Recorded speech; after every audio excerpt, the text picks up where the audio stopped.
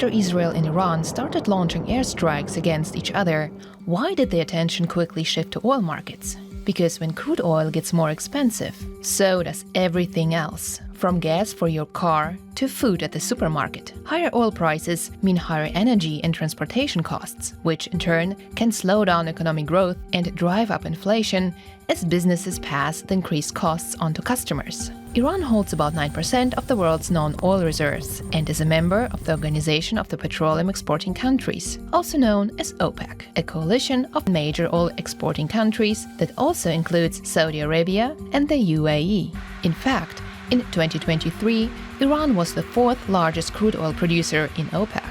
So further escalation between Iran and Israel could easily disrupt Iranian oil supply exports.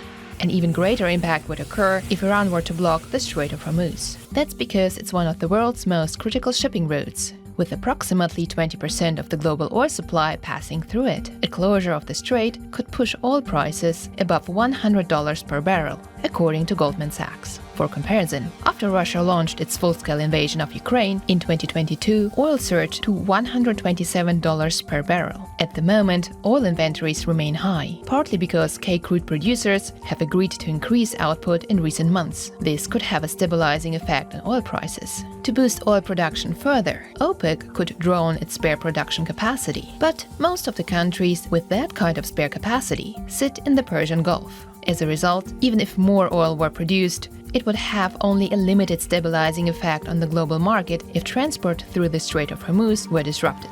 So if the conflict between Iran and Israel were to shut down this choke point, a global rethink of all transport logistics would be needed fast.